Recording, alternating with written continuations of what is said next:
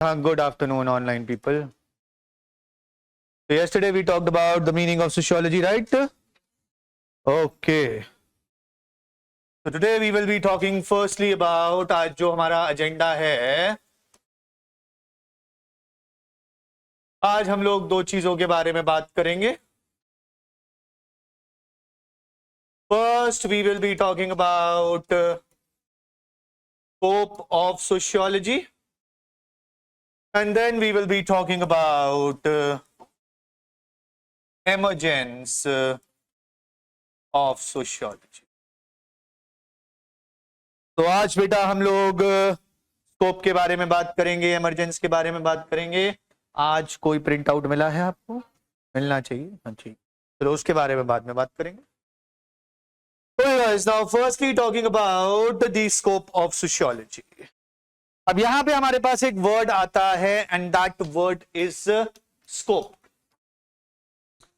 तो बेटा when we talk about the scope of any subject, तो यहां पर हमें ये वाली बात समझनी है that let us say this is the known knowledge. ये वो नॉलेज है जो नॉलेज हमें पता है. नॉलेज तो इनफाइनाइट है, सारी की सारी नॉलेज तो कभी किसी को पता नहीं लग सकती. But if we talk about known knowledge, then known knowledge is as of now relatively finite. अब जो भी नोन नॉलेज है, उस नोन नॉलेज को हम लोगों ने क्या कर रखा है, अलग अलग सब्जेक्ट्स में डिवाइड कर रखा है. कहीं पर हमारे पास आप लोगों का फेवरेट सब्जेक्ट मैथ्स आ जाता है, तो कहीं पर हमारे पास फिलॉसफी आ जाता है, तो कहीं पर हमारे पास हिस्ट्री आ जाता है, तो कहीं पर हमारे पास ज्योग्राफी आ जाता है, कहीं पर हमारे पास साइकोलॉजी आ जाता है, so on and so fourth. तो अभी तक हम लोगों ने क्या किया है, जो भी हमारी नॉलेज है, जो भी नॉलेज हमें पता है, उस नॉलेज को बेटा हमने सब्जेक्ट्स में डिवाइड कर रखा है. अब इन्हीं सब्जेक्ट्स में से, बट ऑब्वियसली पहली बात तो एक सब्जेक्ट सोशियोलॉजी है, लेकिन जब हम लोग इन सब्जेक्ट्स की बात करते हैं तो हर एक सब्जेक्ट इस नॉलेज के किसी स्पेसिफिक पार्ट के बारे में बात करता है. Like for example if we talk about geography, geography talks about nature. If we talk about psychology, psychology talks about human mind, so on and so forth.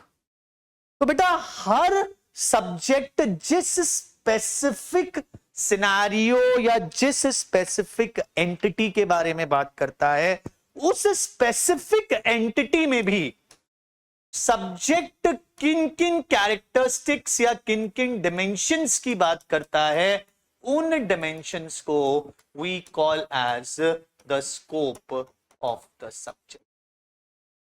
उन्हीं डिमेंशंस को हम लोग क्या बुलाते हैं, उन्हीं डिमेंशंस को हम लोग सब्जेक्ट का स्कोप बुलाते हैं. यानी कि बात को ध्यान से समझना, इसको इस तरीके से समझिए. As a human we see many many things around us. हम लोग एज अ ह्यूमन अपने आसपास बहुत सारी चीजें देखते हैं. आप अपने आसपास नेचर देख रहे हो, आप अपने आसपास टेक्नोलॉजी देख रहे हो, आप अपने आसपास बाकी लोगों को देख रहे हो, बहुत सारी चीजें हैं जो आप देख. Now if we talk about the human mind is very very curious. हम अपने आसपास जिन भी चीजों को देखते हैं, हम उन सारी की सारी चीजों के बारे में जानना चाहते हैं, उन सारी की सारी चीजों को समझना. So we want to understand the nature that is around us. We want to understand the humans that are around us. We want to understand the technology that is around us, so on and so forth.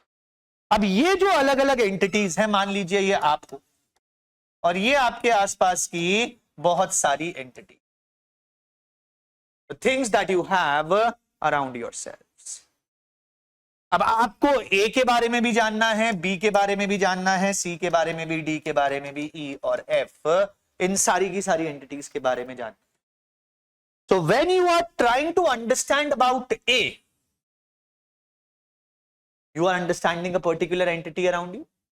Now this understanding of A, let us say, has been described in a subject S1. ये मान लीजिए technology है और इसकी understanding बेटा किस में described है? साइंस में डिस्क्राइब्ड है। अब एक दूसरी एंटिटी है बी, मान लीजिए ये नेचर है, इसकी अंडरस्टैंडिंग किस में डिस्क्राइब्ड है? ज्योग्राफी में डिस्क्राइब्ड। तो सबसे पहले तो क्या होता है, every subject is associated with an entity around you. Every subject explains a certain entity that is present around you, whether you notice it or whether you don't. लेकिन अब सब्जेक्ट सिर्फ ये नहीं बता रहा है कि वो किस एंटिटी के बारे में डिस्क्रिप्शन दे रहा है, सब्जेक्ट ये भी बताएगा कि अगर ज्योग्राफी नेचर के बारे में एक्सप्लेन कर रहा है तो ये नेचर की कौन कौन सी डिमेंशंस को एक्सप्लेन कर रहा है। अगर साइंस टेक्नोलॉजी के बारे में एक्सप्लेन कर रहा है तो ये टेक्नोलॉजी की कौन कौन सी डिमेंशंस को एक्सप्लेन कर रहा है। Now these dimensions, these characteristics of a certain entity that are explained by a certain subject is called as the scope of the subject. इसी को हम लोग सब्जेक्ट का स्कोप कहते हैं। जैसे अगर कोई हमसे पूछता है, हम लोग इजी एग्जांपल लेते हैं, साइंस का क्या स्कोप है? What is the scope of science? So we will say that the scope of science involves two things. Firstly, the scope of science involves the description of phenomenas around. बेटा हमारे आसपास जो भी फिनोमेनास हो रहे हैं, ग्रेविटी कैसे लग रही है, मैग्नेटिज्म कैसे हो रहा है, इलेक्ट्रिसिटी कैसे चल रही है, क्या ये सारी की सारी चीजें साइंस एक्सप्लेन नहीं करता? And then there is another scope of science and that scope of science is description of technology. अब साइंस सिर्फ और सिर्फ फिनोमेनास को ही एक्सप्लेन नहीं कर रहा है हमारे आसपास, साइंस हमारे आसपास की जो टेक्नोलॉजी है उस टेक्नोलॉजी को भी एक्सप्लेन। लेकिन अब क्वेश्चन ये आता है कि ठीक है, हमारे आसपास के फिनोमेनास को साइंस एक्सप्लेन कर रहा है, this is a straight enough sentence to understand कि हमारे आसपास जो कुछ भी हो रहा है, हवा कैसे चल रही है, ग्रेविटी कैसे लग रही है, ये सारी की सारी बातें कौन एक्सप्लेन कर रहा है? साइंस एक्सप्लेन कर रहा है। लेकिन जब हम टेक्नोलॉजी के डिस्क्रिप्शन की बात करते हैं तो टेक्नोलॉजी का डिस्क्रिप्शन साइंस कैसे दे रहा है, इस बात को हमें और ज्यादा डिटेल में बताना पड़ेगा। साइंस हमें यह बता रहा है कि टेक्नोलॉजी को क्रिएट कैसे किया जाए, साइंस हमें बता रहा है कि टेक्नोलॉजी को अपग्रेड कैसे किया जाए, साइंस हमें बता रहा है कि टेक्नोलॉजी को यूटिलाइज कैसे किया जाए, साइंस हमें बता रहा है कि इस टेक्नोलॉजी के नेगेटिव इंपैक्ट्स क्या क्या हो सकते हैं। क्या ये सारी की सारी चीजें साइंस हमें नहीं बता रहा? तो अब अगर हम इन सारी चीजों का डिस्क्रिप्शन दे देते हैं कि साइंस हमें क्या क्या बता रहा है, तो हम लोग क्या लिखेंगे? Science is a subject that explains the phenomena happening around us, that explains how new technology can be created, that explains how old technology can be upgraded, that explains how technology can be used for the betterment of humanity, that explains how or what are the negative impacts of technology. क्या इतनी सारी बातें science हमें नहीं बताती?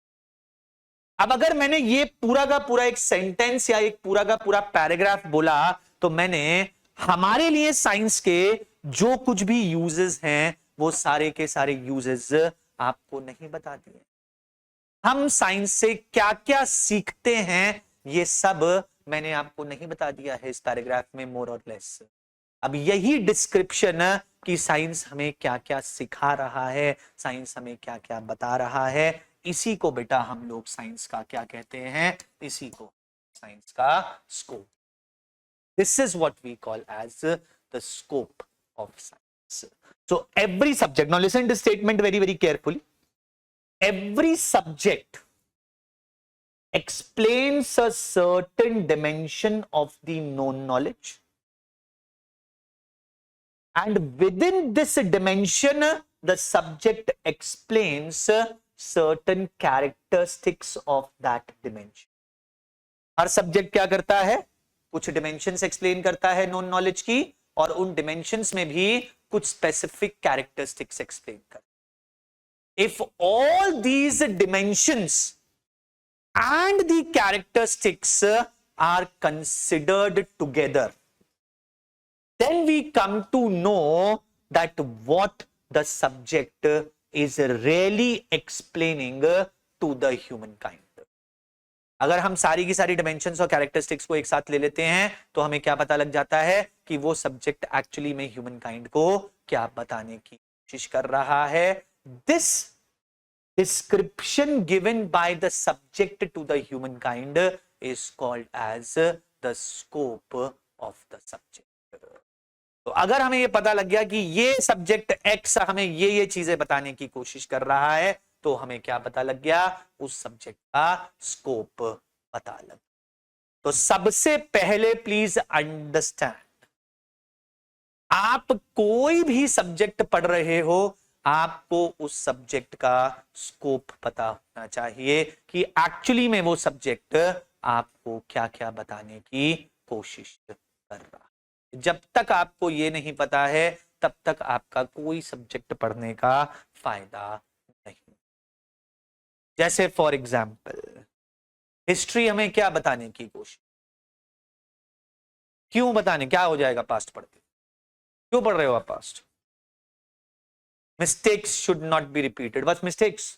तो फिर तो हमें गलतियां ही पढ़नी चाहिए कि इस राजा ने ये गलतियां करी, इस राजा ने ये गलतियां करी. फिर ये जितने महान महान राजा हैं, अशोक वशोक, इनको तो पढ़ना नहीं चाहिए, सिर्फ मोहम्मद बिन तुगलक को ही पढ़ना चाहिए कि उसने क्या क्या गलतियां करी थी. Why should we know about that past?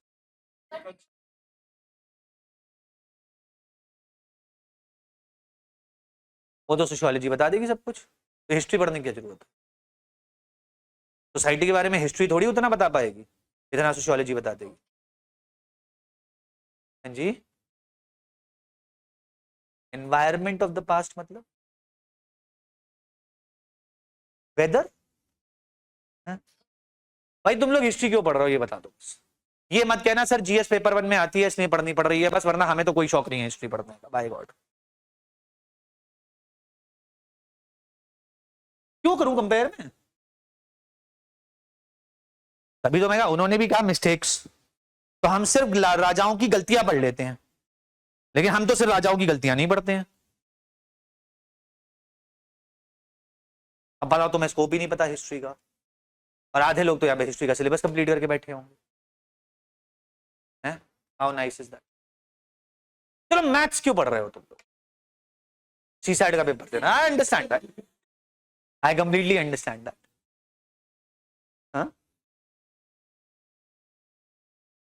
Maths क्यों पढ़ते हैं? बाय गॉड, वो जोक भी है और वो जोक सही भी है. By God, sine theta cos theta आज तक तो यूज नहीं किया मैंने लाइफ.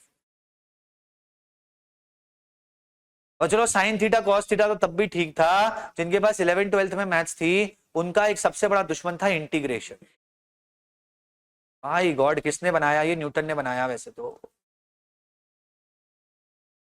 क्यों पढ़ रहे हो तुम मैथ्स? हाँ बेटा, मैथ्स क्यों पढ़ रहा है?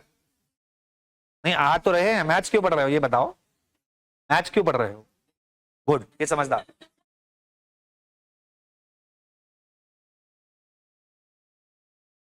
गुड. क्यों पढ़ रहे हो हिस्ट्री, क्यों पढ़ रहे हो ज्योग्राफी, क्यों पढ़ रहे हो पॉलिटी, क्यों पढ़ रहे हो इकोनॉमी? क्या ही हो जाएगा ये पढ़ के? क्या ऑब्जेक्टिव है इन सारे के सारे सब्जेक्ट्स का? Why are these subjects being taught to you or taught at any level for that matter of fact? School level ले लो या यूनिवर्सिटी लेवल ले लो, कुछ भी ले. अब जिस दिन आपको ये आंसर मिल जाएगा कि आप हिस्ट्री क्यों पढ़ रहे हो, आप ज्योग्राफी क्यों पढ़ रहे हो, आप साइकोलॉजी क्यों पढ़ रहे हो, आप फिलॉसफी क्यों पढ़ रहे हो, उस दिन आप इन सब्जेक्ट के स्कोप को समझ क्योंकि उस दिन आपको यह पता लगेगा कि ये सब्जेक्ट्स नोन नॉलेज के कौन से डिमेंशन को एक्सप्लेन कर रहे हैं और वो डिमेंशन आपके लिए समझना क्यों इम्पोर्टेंट। तो जब हम किसी भी सब्जेक्ट के स्कोप को समझने की कोशिश कर रहे हैं तो सबसे पहले हम ये समझ रहे हैं कि वो कौन से डिमेंशन को टच कर रहा है।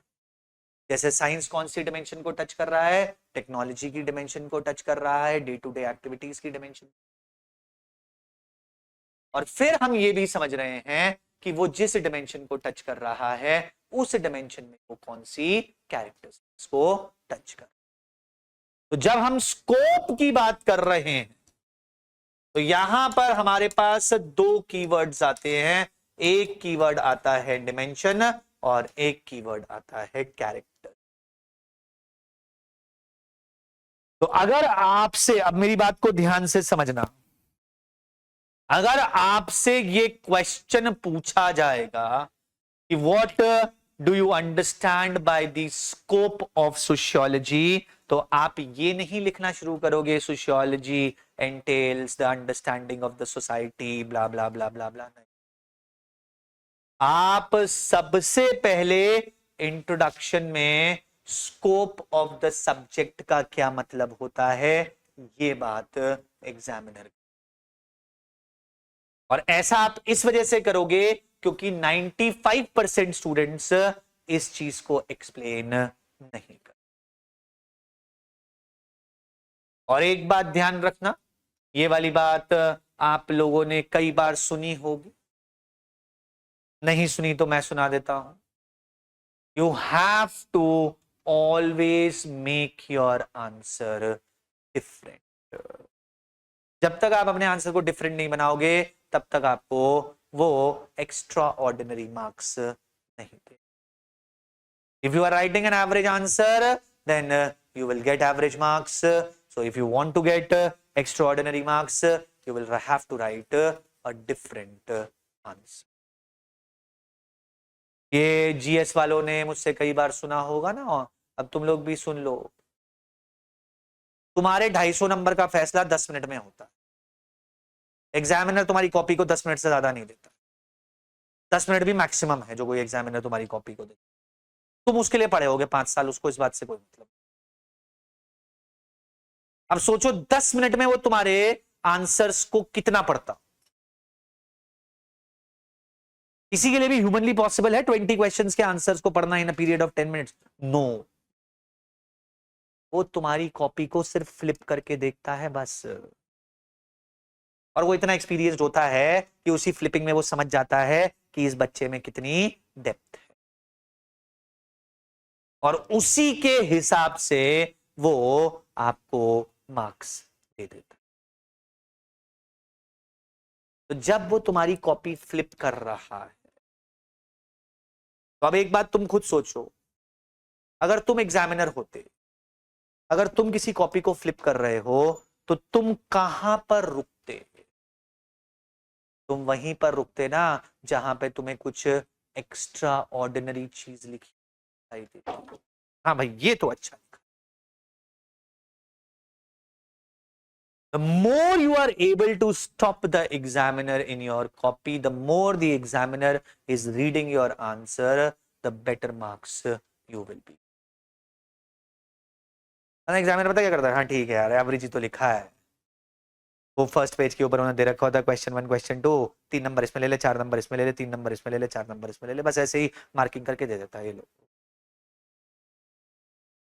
ये तो बोर्ड का भी पेपर नहीं है तुम्हारे प्यारे सीबीएसई का, तो तुम रीचेकिंग के लिए भेज दोगे। जितने मार्क्स मिलने थे उतने मिल गए, बस कहानी खत्म हो गई। हो गया तुम्हारे यूपीएससी के अटेम्प्ट का फैसला। ऐसे ही होता। और ये वाली बात इसलिए मैं आपको पहले से ही बता देता हूं कि मुझे खुद माजिद हुसैन सर ने बताई थी, जो ज्योग्राफी ऑप्शनल के पेपर चेक किया करते थे। He is no more now, I knew him personally. तो उन्होंने बताया था बेटा पेपर तो ऐसे चेक होते हैं, जिसे कहते हैं straight from the horses mouth. ये कोई रूमर नहीं है। The person who is actually checking the paper has told me this. अब अगर तुम ये लिख रहे हो ना कि स्कोप ऑफ द सब्जेक्ट का मतलब क्या होता है, तब वो रुकेगा, वो कहेगा हाँ इस बच्चे ने वो लिखा है जो बाकियों ने नहीं लिखा। तो अब इस बच्चे के 2 नंबर तो एक्स्ट्रा बनते हैं। You always have to start your answer not from the scope of sociology, but from the scope of the subject. So known knowledge, multiple dimensions. Every subject deals with a particular dimension, and the subject also deals with the characteristics of that dimension. Example लिखना है, best example मैंने आपको science का दे दिया है, कि science को समझना सबसे इजी है, थोड़ी बहुत साइंस फॉर्म सभी को आता। तो अब हमें यह समझना है कि सोशियोलॉजी का स्कोप क्या है, सोशियोलॉजी कौन सी डिमेंशन से डील करता है और उन डिमेंशंस की कौन सी कैरेक्टरिस्टिक्स से डील करता है। तो अब मुझे यह बताने की तो जरूरत नहीं है, ये तो हम सभी लोग जानते हैं कि बेटा सोशियोलॉजी किससे डील करता है, सोशियोलॉजी सोसाइटी से डील करता है। Sociology you can say comprises of the description of the society. But अब क्वेश्चन ये आता है कि सोसाइटी में ऐसी कौन कौन सी कैरेक्टरिस्टिक्स हैं जिन कैरेक्टरिस्टिक्स के साथ सोशियोलॉजी डील कर। Okay, sociology deals with the society, ये तो सबको पता है, ये तो एक 5 साल के बच्चे को भी पता है। But within the society, which are the important characteristics with which sociology deals? तो अब इसको समझने के लिए बेटा we have to understand 2 different lines of thought. अब हम लोग बात कर रहे हैं स्कोप ऑफ सोशियोलॉजी के बारे में। स्कोप ऑफ सोशियोलॉजी में अब हम लोग बात कर रहे हैं which characteristics of the society is dealt with by sociology. कि सोशियोलॉजी जो है वो सोसाइटी की कौन कौन सी कैरेक्टरिस्टिक्स से डील कर। तो अब इस बात को समझने के लिए बेटा, अब बात को ध्यान से समझिएगा, अब आपका एक्चुअल आंसर स्टार्ट होता है यहां पे। इस बात को समझने के लिए हमारे पास सोशियोलॉजी में 2 डिफरेंट स्कूल्स ऑफ थॉट है। स्कूल्स ऑफ थॉट का मतलब 2 डिफरेंट आइडियोलॉजीज हैं, 2 डिफरेंट टाइप्स ऑफ थिंकिंग है। So now when we are talking about these 2 types of thinking, these 2 types of schools of thought, the first school of thought is called as the specialist school.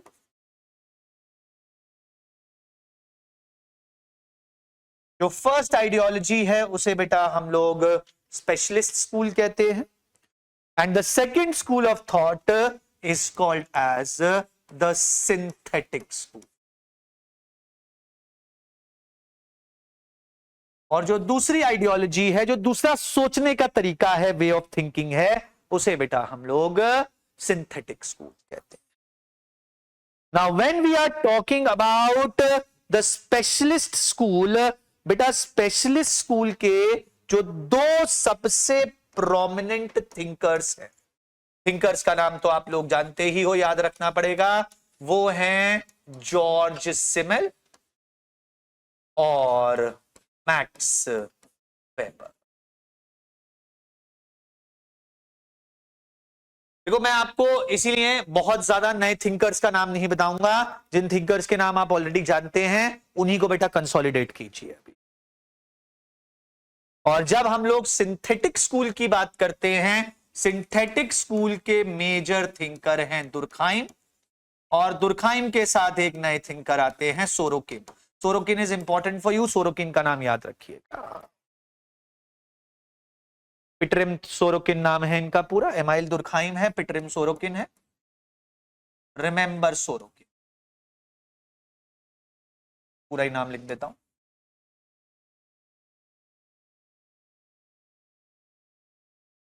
तो कौन कौन से दो schools of thought है? एक specialist school है और एक सिंथेटिक स्कूल। अब जो मैं बोल रहा हूं उसको एज इट इज लिखिए please.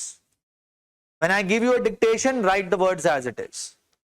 According to synthetic school, sorry, according to specialist school, पहले स्पेशलिस्ट की बात कर लेते हैं। According to specialist school, society is created when people meet or interact.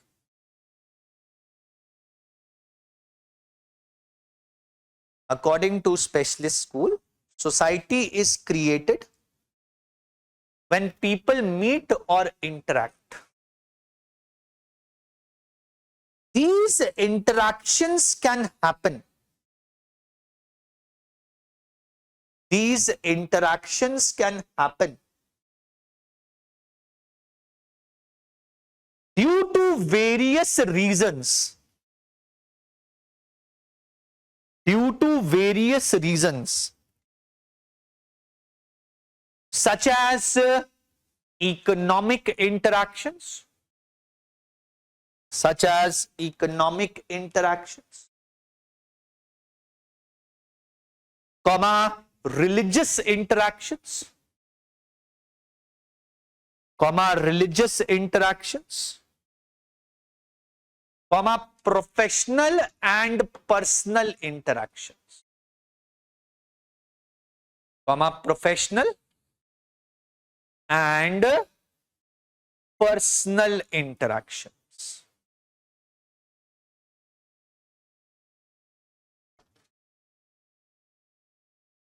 Comma, when these interactions are happening, when these interactions are happening,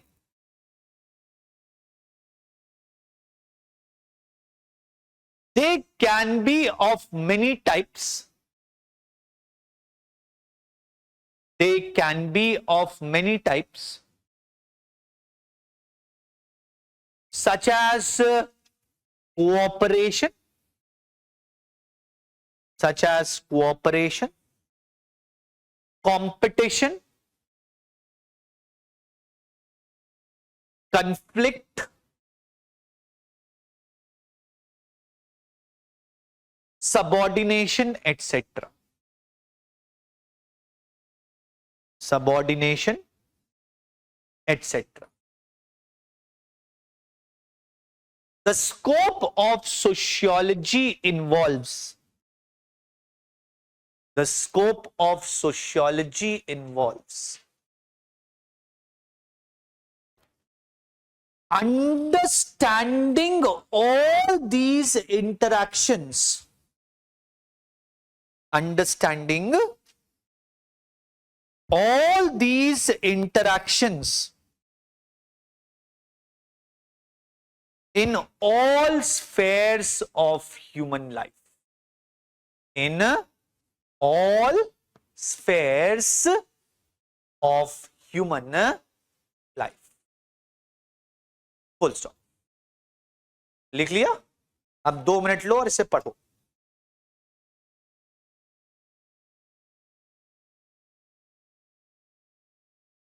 Take 2 minutes and read it.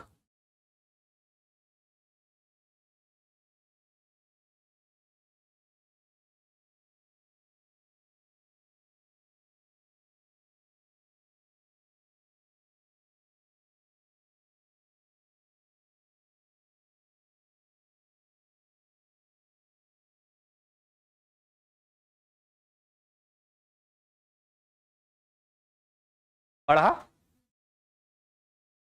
Okay. Now beta, whatever we have written, we can break it down into 3 points. हम लोग उसे 3 points में break down कर सकते हैं। अब ये लोग जो हैं, सिमल और वेबर जैसे लोग जो है, ये पहली बात तो ये कह रहे हैं कि अगर हमारे पास एक ग्रुप ऑफ पीपल है और वो ग्रुप ऑफ पीपल आपस में इंटरैक्ट कर रहा है, तो हम उस ग्रुप ऑफ पीपल को सोसाइटी कह सकते हैं. And now if you read any book of the world, this is possibly the simplest definition of society that is given everywhere. What is society? Society is a group of people interacting with each other. ये definition हमें किसने दी है? ये definition हमें specialist school ने ही. अब ये कहते हैं ग्रुप ऑफ पीपल अगर इंटरैक्ट कर रहा है तो वो बहुत सारे अलग अलग रीजंस की वजह से इंटरैक्ट कर सकता है. उनके बीच में कोई इकोनॉमिक ट्रांजैक्शन चल रहा हो सकता है, उनके बीच में कोई रिलीजियस इंटरैक्शन चल रहा हो सकता है, वो लोग एक ही फैमिली के मेंबर्स हो सकते हैं इसलिए इंटरैक्ट कर सकते हैं, कोई प्रोफेशनल इंटरैक्शन हो सकता है, कोई पर्सनल इंटरैक्शन हो सकता है, किसी भी टाइप का इंटरैक्शन हो सकता है.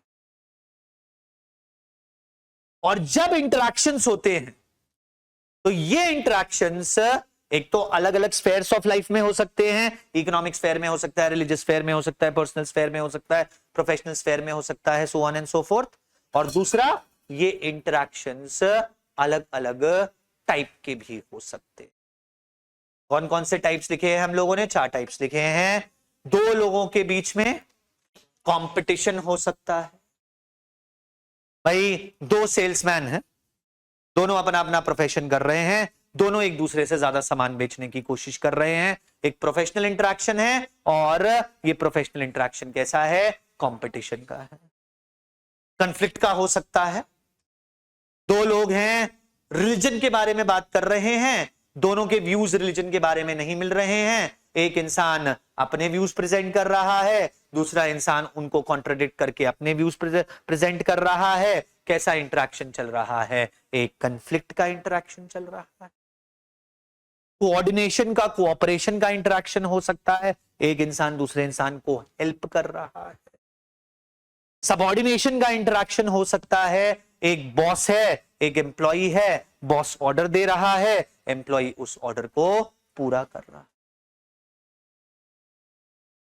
तो किसी भी ह्यूमन के अलग अलग स्फेयर्स ऑफ लाइफ में अलग अलग टाइप के इंटरैक्शंस होते हैं. सोशियोलॉजी का ऑब्जेक्टिव क्या है? सोशियोलॉजी का ऑब्जेक्टिव, सोशियोलॉजी का स्कोप इन सभी इंटरैक्शंस को समझने. तो सोशियोलॉजी को क्या करना है?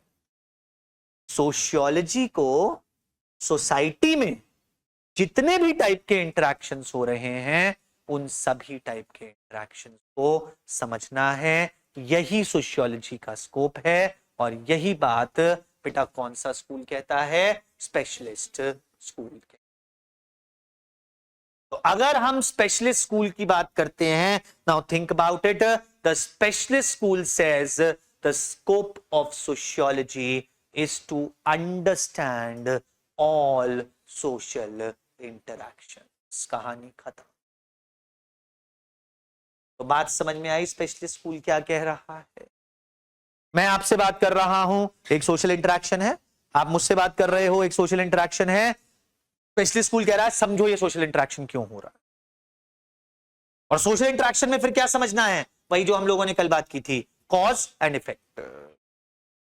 हमें सोशल इंटरैक्शन का कॉज भी समझेंगे और हमें सोशल इंटरैक्शन का इफेक्ट भी समझेंगे.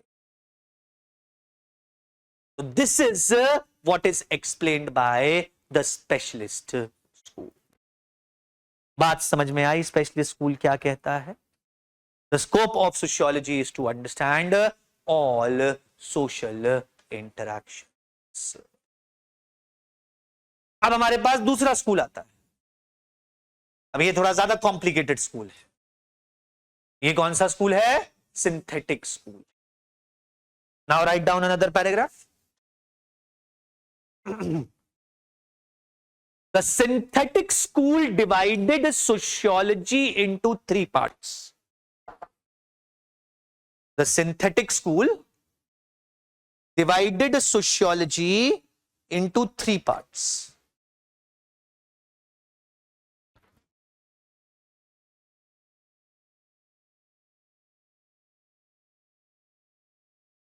where the first part is called as social morphology. Where the first part is called as social morphology.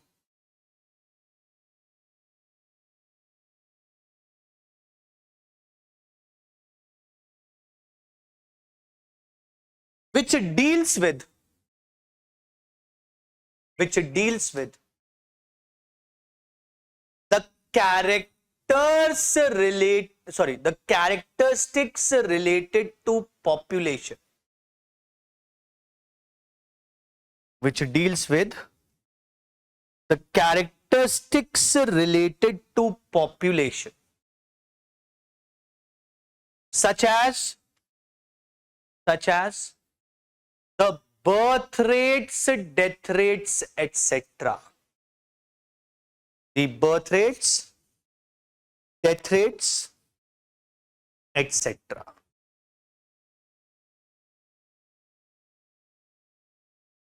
Comma. The second part is called as social physiology. The second part is called as social physiology,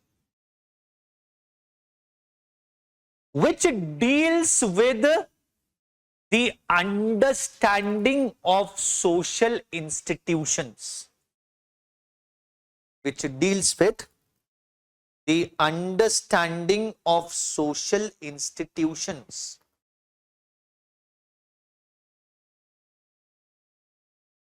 And the last part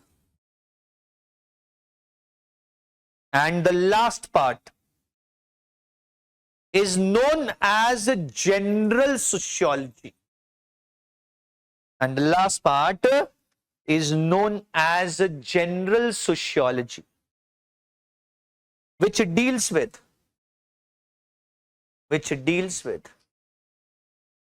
the universal norms,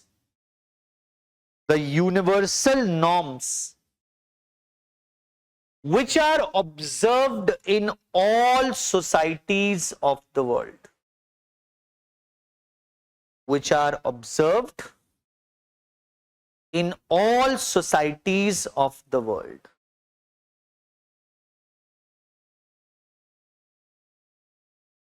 Comma. But a modern thinker known as Ginsburg,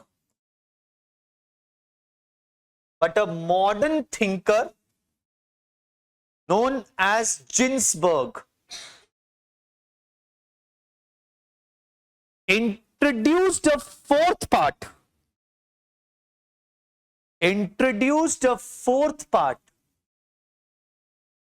known as social psychology,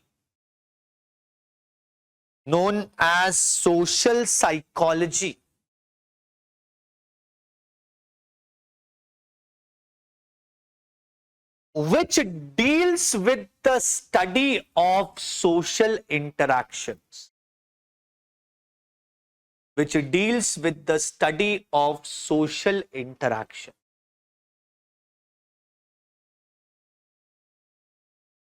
And hence included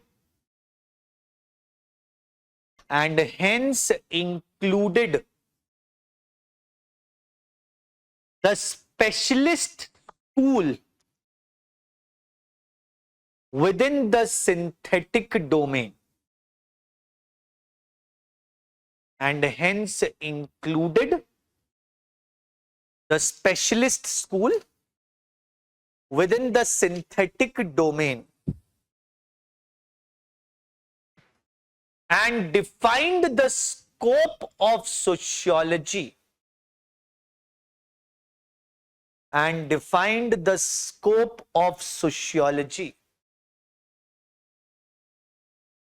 as the study of population,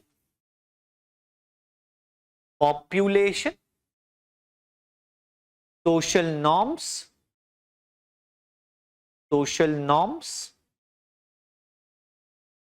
social institutions and social interaction. Social institutions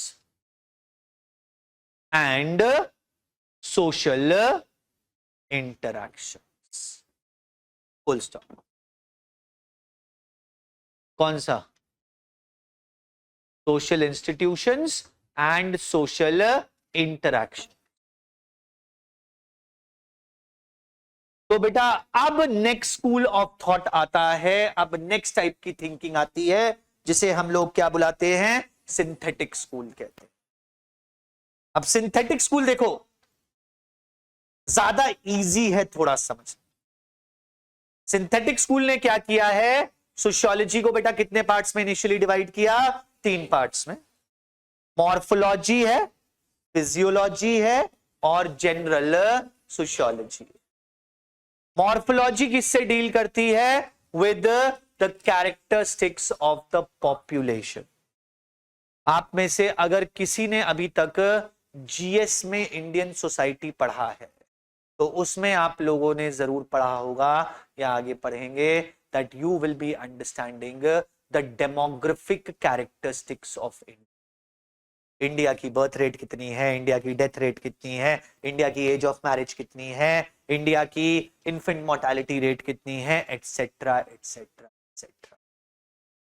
ये population से related जितनी भी characteristics होती हैं, ये population से related सारी की सारी कैरेक्टरिस्टिक्स सोशियोलॉजी में पढ़ी जाती हैं। क्यों पढ़ी जाती हैं? क्योंकि इन सारी की सारी कैरेक्टरिस्टिक्स के पीछे कोई ना कोई सोशल रीजन होता।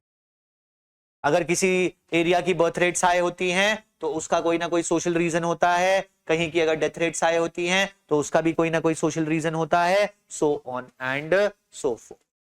तो सोशल मॉर्फोलॉजी किससे रिलेटेड है? Social morphology study of population से रिलेटेड। इसके बाद सोशल फिजियोलॉजी आती है, जैसा हम लोगों ने कल भी बात की थी बेटा। सोशल इंस्टीट्यूशंस तो अब हम लोग जानते हैं क्या होते हैं, ये कुछ नॉर्म्स कुछ बिलीव्स होते हैं जो हमें सोसाइटी में देखने को मिलते हैं। तो जो सोशल फिजियोलॉजी है वो किससे रिलेटेड है? वो इन्हीं नॉर्म्स और बिलीफ से रिलेटेड है, सोशल इंस्टीट्यूशन से रिलेटेड। फिर आती है जनरल सोशियोलॉजी। हर एक सोसाइटी में कुछ अनसेड लॉज होते हैं जो जनरली हमें यूनिवर्सली दिखाई देते हैं। You have to be truthful, you have to be honest, you don't have to hurt others, जिनको कोई नहीं मानता है उन्हीं को हम लोग यूनिवर्सल लॉज ऑफ सोसाइटी कहते हैं, जिन्हें हम लोग कहां पे पढ़ते हैं? जिन्हें हम लोग जनरल सोशियोलॉजी में पढ़ते हैं। अब ये तो पहली 3 ब्रांचेस बनाई गई, फिर एक समझदार इंसान आए। उन समझदार इंसान का नाम क्या है? Ginsburg. Now this is a new uncle for you. Now Ginsburg actually reconciled or joined both the schools. अब यही चीज हमारे लिए इंपॉर्टेंट है। मैंने कल भी कहा था ना, हमें कनेक्ट करना ज्यादा जरूरी है। जिन्सबर्ग ने क्या किया? स्पेशलिस्ट स्कूल और सिंथेटिक स्कूल को आपस में जोड़ दिया। इन्होंने कहा आप सबके बारे में बात कर रहे हो, आप पॉपुलेशन के बारे में भी बात कर रहे हो, आप इंस्टीट्यूशंस के बारे में भी बात कर रहे हो, आप लॉस और नॉर्म्स के बारे में भी बात कर रहे हो, आप हर चीज के बारे में बात कर रहे हो, तो फिर आप सोशल इंटरेक्शंस के बारे में बात क्यों नहीं कर रहे? वो भी तो करो। तो इन्होंने क्या किया? इन्होंने सिंथेटिक स्कूल में एक 4th पार्ट जोड़ दिया जिसे हम लोग सोशल साइकोलॉजी कहते हैं। और सोशल साइकोलॉजी किससे डील करती है? सोशल साइकोलॉजी सोशल इंटरेक्शन से डील करती है। How we behave in the society and why we behave in a manner within the society. This is social psychology. और social psychology को जैसे ही सिंथेटिक स्कूल में इंक्लूड कर लिया गया, तो बेटा जो स्पेशलिस्ट स्कूल है, अब ध्यान से सोचिएगा, ये स्पेशलिस्ट स्कूल भी किसका पार्ट बन गया? सिंथेटिक स्कूल का ही पार्ट बन गया। तो अब अगर हम सिंथेटिक स्कूल की पूरी डेफिनेशन को कंसिडर करते हैं, तो सिंथेटिक स्कूल की पूरी डेफिनेशन क्या कहती है स्कोप ऑफ सोशियोलॉजी के बारे में? The scope of sociology encompasses the demographic characteristics, demographic means related to the population, the social institutions, the social interactions and the general laws that are present in the society. अब आप बड़ी से बड़ी कोई भी किताब उठा के देख लीजिए, हैरल एम्बॉस उठा के देख लीजिए, एंथनी गिडेंस उठा के देख लीजिए, रिट्जर उठा के देख लीजिए, सारी की सारी बुक्स में this is the exact sentence that they have written when they are explaining the scope of sociology.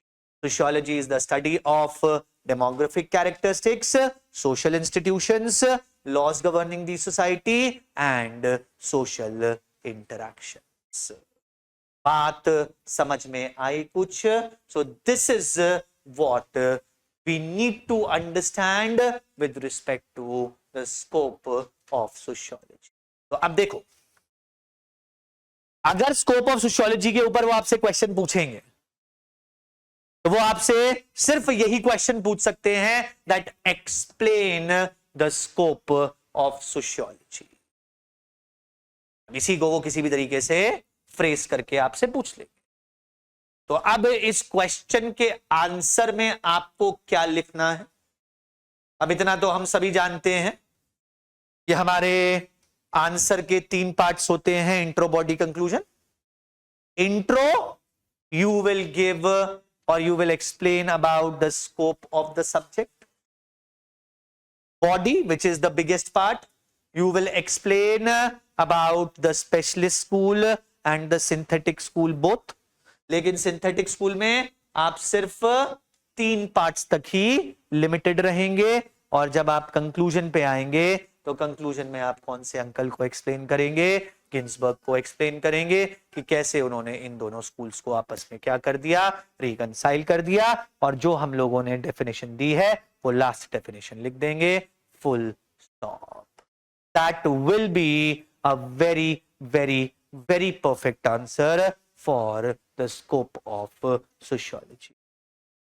इससे ज्यादा ना आप 10 नंबर में लिख सकते हैं, ना आपको 10 नंबर में लिखने की कोई जरूरत है।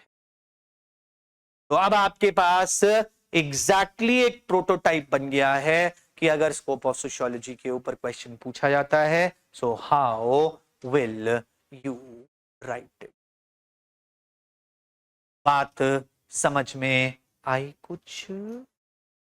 तो this is what we need to understand first. Institutions and norms are different because norms are unsaid rules. Institutions are those norms that have been put into practice. Norm है कि सोसाइटी में कंपेनियनशिप सबको चाहिए. No person can remain alone in the society, क्योंकि उससे psychological distress होता है. उसी नॉर्म को पूरा करने के लिए एक इवेंट बना दिया गया है जिसे हम लोग मैरिज कहते हैं. Now this is a social institute. Norm है that every person has to be honest in the society. इसी नॉर्म को प्रैक्टिस करने के लिए एक एंटिटी बना दी गई है जिसे हम लोग लॉ कहते हैं. Law is a social institute. So norms are ideas which are accepted by the society. Institutions are those ideas put into practice by different entities and events like marriage, law, kinship, etc. बात समझ में आई कुछ Sarita ji? Good. आप लोगों को समझ में आया जो मैं सरिता जी को बता रहा था? आधों ने तो सुना ही नहीं. कैसा सरिता जी को बता रहे हो, हमें थोड़ी बता रहे हो, हम थोड़ी सुने. सरिता जी ने पूछा कि नॉर्म्स और इंस्टीट्यूशंस में क्या डिफरेंस होता है. नॉर्म्स आर अनरिटन रूल्स जो सोसाइटी ने एक्सेप्ट कर रखे होते हैं. हमें ऑनेस्ट रहना है, हमें सच बोलना है, हमें कंपेनियनशिप की जरूरत है. What should be there in the society are norms. Norms के साथ हमेशा आप कौन सा वर्ड अटैच करेंगे? शुड. क्या होना चाहिए सोसाइटी में. अब उसको करने के लिए, उसको अप्लाई करने के लिए जो इवेंट्स, जो एंटिटीज बनाई जाती हैं, उन एंटिटीज को हम लोग क्या बुलाते हैं? इंस्टीट्यूट्स बुलाते हैं। सोसाइटी में सबको कंपेनियनशिप चाहिए, जो अकेला रहता है वो पागल हो जाता है, ऐसा कहा जाता है, मतलब जरूरी नहीं बट स्टिल। तो कंपेनियनशिप के लिए कौन सा इंस्टीट्यूशन बना दिया गया है? मैरिज। सोसाइटी में सबको ऑनेस्ट रहना चाहिए, फिर से ऐसा कहा जाता है, रहते नहीं है, लेकिन लोग ऑनेस्ट रहें इसके लिए कौन सा एंटिटी बनाई गई है? लॉ। तो जो आइडियाज हैं वो नॉर्म्स हैं, और आइडियाज को सच करने के लिए जो एंटिटीज बनाई गई हैं वो इंस्टीट्यूट। बत्ती जली कि बल्ब फ्यूज हो गया? Okay, so this is what we need to know about the scope. Now after the scope we come to our next topic for today, that is emergence of sociology.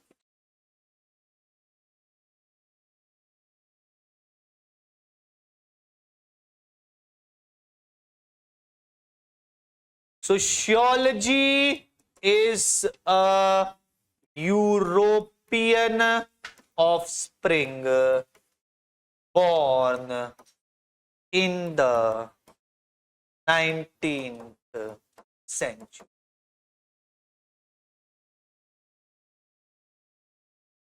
तो जब हम लोग sociology की बात कर रहे हैं तो पहली बात तो सोशियोलॉजी यूरोप का बच्चा है, हमारा बच्चा नहीं है, इंपोर्टेड बच्चा है। और इस बच्चे का जन्म कब हुआ था? इस बच्चे का जन्म 19th सेंचुरी, यानी कि sociology as a subject developed in Europe, and sociology is a very very modern subject. ज्यादा टाइम नहीं हुआ है सोशियोलॉजी को एज अ सब्जेक्ट बने हुए। लेकिन अब क्वेश्चन ये आता है कि सोशियोलॉजी जैसा सब्जेक्ट बनाना ही क्यों पड़ा? क्यों इन लोगों को चैन नहीं पड़ता है? क्यों ये लोग नए नए सब्जेक्ट बनाते चले जाते हैं और हमारा सिलेबस बढ़ाते चले जाते हैं? तो क्यों इन लोगों ने सोचा कि सोशियोलॉजी जैसा एक नया सब्जेक्ट बनाना चाहिए? तो now we need to understand why a new subject named sociology was created, how this subject actually emerged. तो अब हमें क्या समझना है? अब हमें emergence of sociology में basically समझना है the reasons that led to the development of sociology as a subject. And now this is an important topic in your first chapter. ये आपके फर्स्ट चैप्टर का एक इंपॉर्टेंट टॉपिक है। यहां से यूपीएससी मल्टीपल टाइम्स क्वेश्चंस पूछ चुकी है। तो अब बेटा एक बात को ध्यान से समझना, जब भी किसी सब्जेक्ट का डेवलपमेंट होता है, now this is very very important. ये समझ गए तो सारी बात समझ गए, बस 20 मिनट की कहानी और रह गई है, 20 मिनट मुझे और समझ लो, तुम्हारी सारी की सारी बत्ती जल जाएगी। तो किसी भी सब्जेक्ट के डेवलपमेंट के लिए बेटा हमें दो कंडीशंस चाहिए। We require two conditions whenever a new subject is developed. The first condition that is required for the development of any subject are known as intellectual conditions. And the second type of conditions that are required for the development of any subject are called as material conditions. तो जब भी किसी subject का development होता है, किसी भी subject का, तो उस सब्जेक्ट के डेवलपमेंट के लिए हमें दो कंडीशंस चाहिए होती हैं, एक इंटेलेक्चुअल कंडीशंस चाहिए होती हैं, एक मटेरियल कंडीशंस चाहिए। अब क्या होती हैं ये इंटेलेक्चुअल कंडीशंस और ये मटेरियल कंडीशंस? थिंक अबाउट, ध्यान से मेरी बात समझ। बेटा मान लो मैं यहां पे बैठा हुआ हूं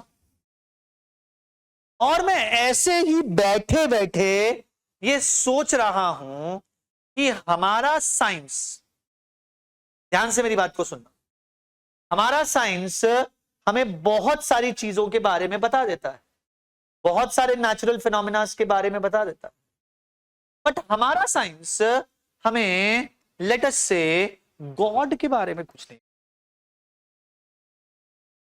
इस यूनिवर्स में अगर if you are a believer then you will believe कि इस यूनिवर्स में एक और एंटिटी भी तो एग्जिस्ट करती है जिसे हम लोग गॉड कहते हैं। अब साइंस जब हमें यूनिवर्स का एक्सप्लेनेशन देने की कोशिश कर रहा है तो साइंस को गॉड के बारे में भी कुछ एक्सप्लेनेशन देना चाहिए, लेकिन अभी तक साइंस हमें गॉड के बारे में कोई एक्सप्लेनेशन नहीं देता। तो हो ना हो हमारे पास कोई ऐसा सब्जेक्ट होना चाहिए जो सब्जेक्ट हमें साइंस और गॉड के बीच की रिलेशनशिप के बारे में बताए, या कोई ऐसा सब्जेक्ट होना चाहिए जो साइंटिफिकली गॉड को एक्सप्लेन करे। अब ये आइडिया आया मेरे दिमाग में। अब किसी भी सब्जेक्ट की बर्थ सबसे पहले बेटा एक आइडिया से ही, बिना आइडिया से कोई भी सब्जेक्ट बर्थ ले ही नहीं सकता। लेकिन इस आइडिया को लाने के लिए मेरे दिमाग के पास उतनी थिंकिंग कैपेसिटी होनी चाहिए कि नहीं होनी चाहिए। अब हो सकता है ये बात जो मैंने सोची कि कोई ना कोई ऐसा सब्जेक्ट तो होना चाहिए जो साइंटिफिकली गॉड को एक्सप्लेन करे, शायद ये वाली बात बाहर एक रिक्शे वाला तो नहीं सोच सकता।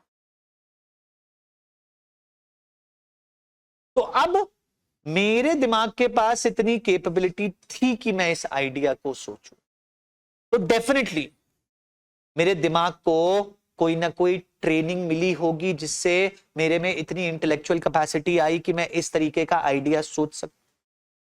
Now that training that my mind, your mind, or anybody's mind has got so that we can think about such ideas are called as intellectual conditions that lead to the development of the subject.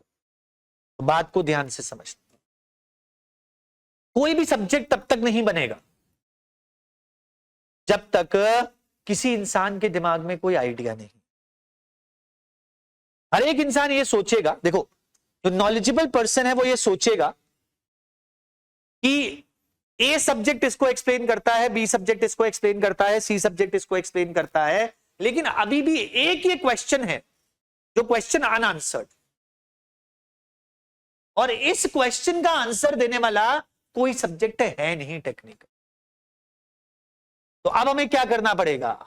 अब हमें एक नया subject बनाना पड़ेगा जो इस unanswered question का answer दे। This is what we call as the seed. यही सीड है, यही वो बीज है जो बीज क्या बनाएगा, जो बीज एक नया सब्जेक्ट बनाएगा। जब तक ये बीज ही नहीं होगा तब तक नया सब्जेक्ट बन ही नहीं सकता। लेकिन अब इस बात को सोचने के लिए कि ये एक पार्ट ऑफ नॉलेज है और इसका ये एक्सप्लेनेशन है, ये एक पार्ट ऑफ नॉलेज है इसका ये एक्सप्लेनेशन है, ये पार्ट ऑफ नॉलेज है इसका ये एक्सप्लेनेशन है, इस बात को सोचने के लिए जिस इंसान ने भी इस बात को सोचा है उसके पास कुछ ना कुछ ट्रेनिंग, कुछ ना कुछ आईक्यू होना चाहिए या नहीं होना? बिना आईक्यू के तो वो ये बातें नहीं सोच सकता। अब हमारा आईक्यू कहां से आता है? कहां से आता है हमारा आईक्यू? अगर आप कोई बात सोच रहे हो तो आपका जो आईक्यू डेवलप हुआ है वो आईक्यू कहां से डेवलप हुआ है? ब्रेनस्टॉर्मिंग। कितनी ब्रेनस्टॉर्मिंग कर ली बेटा? मैंने तो आज तक करी नहीं ब्रेनस्टॉर्मिंग।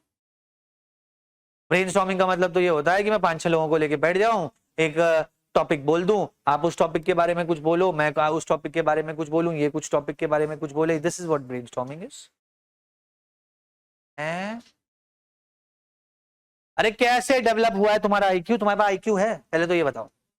Very good. ये लड़का मजेदार है, कहता सर मैं पढ़ता ही नहीं, मेरे पास कोई आईक्यू ही नहीं है. अब बोलो क्या पूछो.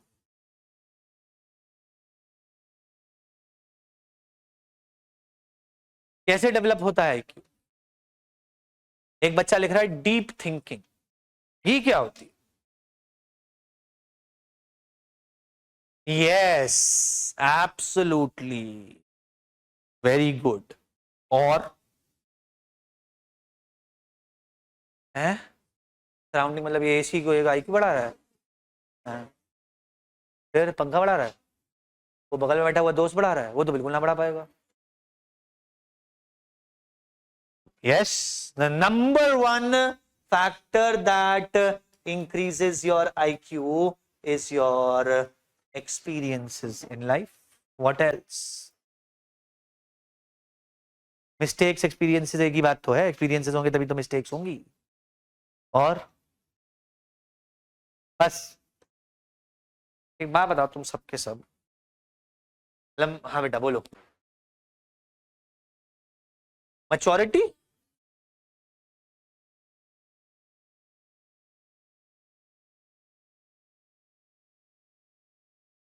है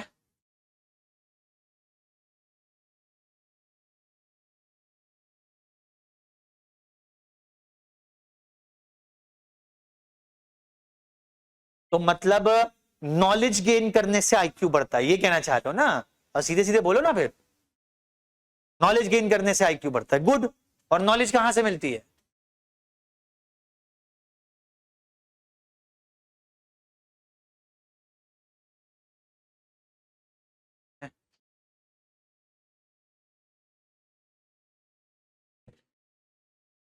क्या ही करूं मैं तुम लोगों से.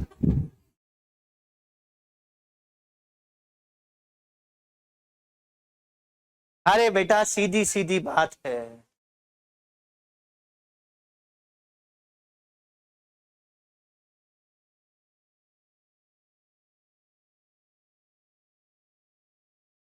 तो ये कौन बोलेगा? मैं?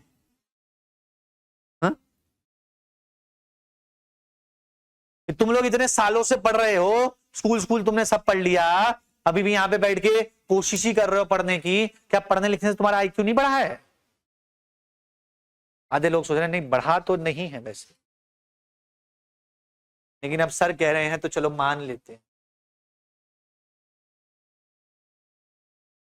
Obviously education. These are the two things that increase your IQ. And when your IQ is increased, that gives you what? And when you get ideas, you can create what?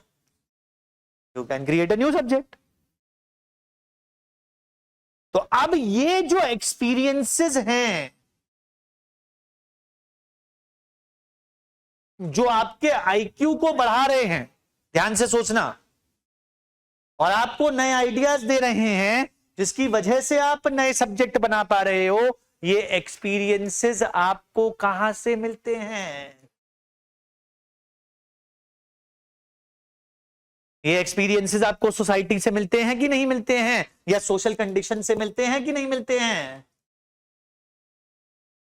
अब यही जो एक्सपीरियंसेस हैं, यही जो social conditions हैं जो आपको experiences दे रही हैं, जिसकी वजह से आपको आपके आइडियाज डेवलप हो रहे हैं और जिसकी वजह से आप नया सब्जेक्ट बना पा रहे हैं, इन्हीं सोशल कंडीशंस को, इन्हीं एक्सपीरियंसेस को हम लोग क्या बुलाते हैं? We call as the intellectual conditions that lead to the development of the subject.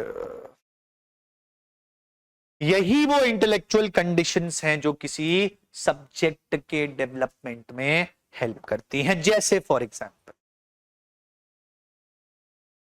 Late us take two social conditions that are going on at present.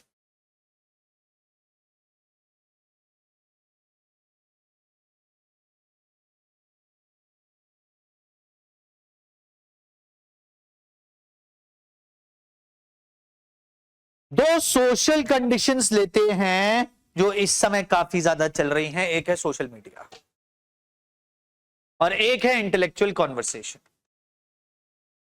बेटा सोशल मीडिया आपके आईक्यू को बढ़ाती है? वेरी गुड, नहीं बढ़ाती।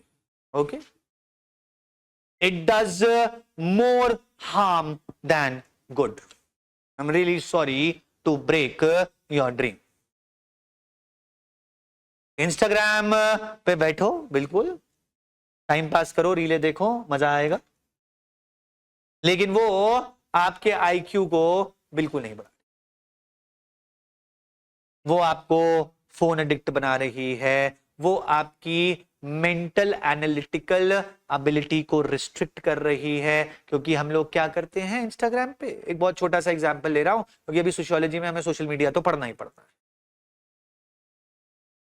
अभी आपने social media पे एक रील देखी, उस रील में आपको कोई भी बात बता दी गई, फिर आपने वो दूसरी रील देखी जो आपको एक सिमिलर बात बता रही है, फिर आपने एक तीसरी रील देखी जो आपको सिमिलर बात बता रही है। धीरे धीरे करके क्या होगा, आप उस बात को मानने लग जाओगे और आपकी खुद की एनालिटिकल एबिलिटी खत्म हो जाए। जैसे आपने एक रील देखी कि इंडिया की गवर्नमेंट बहुत अच्छी है, दूसरी रील भी कुछ ऐसी ही देखी, तीसरी रील भी कुछ ऐसी ही देखी, बस बन गया आपका एक perspective. On the other hand आपने एक रील देखी कि इंडिया की गवर्नमेंट बिल्कुल अच्छी नहीं है, बन गया आपका एक पर्सपेक्टिव। आपने एक रील देखी कि कुछ भी ले लो कि हाँ, जैसे लड़कियों ने रील्स देखी कि पेट्रियार्कल सोसाइटी है, मेल्स उनको डोमिनेट करने की कोशिश करते हैं, एटसेट्रा एटसेट्रा एटसेट्रा, बन गया एक पर्सपेक्टिव। अपना दिमाग तो लगाया नहीं कि एक्चुअली में क्या मेल्स उनको डोमिनेट करने की कोशिश कर रहे हैं, क्या एक्चुअली में पेट्रियार्कल सोसाइटी है, एटसेट्रा एटसेट्रा एटसेट्रा। तो सोशल मीडिया किसी भी तरीके से आपके आईक्यू को नहीं बढ़ा रही है। आई एम रियली रियली सॉरी अगर आपको ऐसा लग रहा है कि सोशल मीडिया आपके आईक्यू को बढ़ा रही है, then you are living in the wrong notion. On the other hand social media आपके सोचने समझने की शक्ति को खत्म करके आपका एक पर्सपेक्टिव बना रही है और आप पता नहीं क्यों उस पर्सपेक्टिव को एक्सेप्ट करते चले जाए। Social media only creates a perception, a perception of something that may or may not be true। जैसे इसका एक बेस्ट एग्जांपल देता हूं, आजकल बहुत ज्यादा चल रहा है, जो लोग फुटबॉल देखते होंगे वो बहुत आसानी से समझ जाएंगे, मेसी गोट की रोनाल्डो गोट। अब अगर तुम कहोगे कि रोनाल्डो गोट ना, तो तुम सोशल मीडिया के अलावा और कुछ नहीं जानते। Every statistic favors Messi, every statistic। लेकिन सोशल मीडिया ने तुम्हारे सामने एक परसेप्शन बना दिया है कि रोनाल्डो गोट है और तुम पता नहीं कहां से समझने लग गए कि रोनाल्डो। ऐसे परसेप्शन बनाती है social. This is how perceptions are easily created. वो आजकल कहते हैं ना कि मेसी जो है वो फीफा प्रिंसेस है, तो रोनाल्डो बेटा सोशल मीडिया प्रिंसेस है, नथिंग एल्स। और इस तरीके बहुत सारे परसेप्शंस बनते हैं। अभी वो देखो हमारी famous news reader Anjana Om Kashyap, great lady, बस परसेप्शन बना रही है सोशल मीडिया। तो अब एक बात सोचो, क्या ये इवेंट जो इस समय चल रहा है ये किसी भी तरीके से आपके आईक्यू को बढ़ा पा रहा है? नहीं। क्या ये इवेंट आपको किसी भी तरीके से इस टाइप के आइडियाज दे पाएगा कि आप आगे जाके किसी तरीके से सोसाइटी में इंटेलेक्चुअली कंट्रीब्यूट कर सको? बिल्कुल भी नहीं। ऑन दी अदर हैंड ये क्या कर रहा है? ये आपके सोचने समझने की शक्ति को खत्म कर रहा है और एक भेड़ चाल बना रहा है। भेड़ चाल समझते हो? Band wagon. किसी ने कहा मोदी साहब अच्छे हैं, हाँ सब पीछे लग गए, मोदी साहब अच्छे हैं, मोदी साहब अच्छे हैं, मोदी साहब अच्छे हैं। मैंने ये नहीं पूछा अच्छे हैं कि बुरे हैं। किसी एक ने कहा मोदी साहब बुरे हैं, सब पीछे लग गए, मोदी साहब बुरे हैं, मोदी साहब बुरे हैं, मोदी साहब। किसी एक ने कहा रोनाल्डो गोट है, सब पीछे लग गए, रोनाल्डो बकरी है, रोनाल्डो बकरी है, रोनाल्डो। ये होता है। This is what happens in social media. Simple.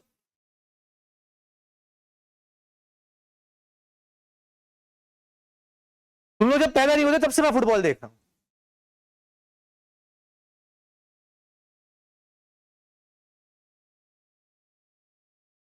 तो it is simply removing your analytical ability and giving you a perspective. जैसे वो, अब इसका सबसे बड़ा एग्जांपल देता हूं मैं तुम में ज्यादातर लोगों ने एक मूवी देखी है, 12th फेल। बस पर्सपेक्टिव बन गया। वो कर सकता तो मैं भी कर सकता, है ना? हाँ, लेकिन बेटा 12th फेल में हम इतने करोड़ों लोगों में से सिर्फ एक ही का एग्जाम्पल क्यों ले पाते हैं? क्योंकि ऐसा कर सकता है बस करोड़ों करोड़ों में से एक ही इंसान कर सकता है, सब नहीं कर सकते। लेकिन तुम्हारा तो पर्सपेक्टिव बन गया, वो आईपीएस बन गया, मैं तो पक्का आईएएस ही बनूंगा। मैं तो 12th में गलती से पास भी हो गया था।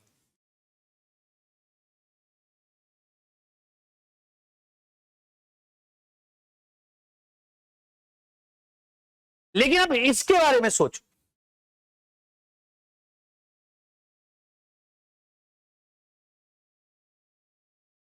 अगर तुम किसी समझदार इंसान से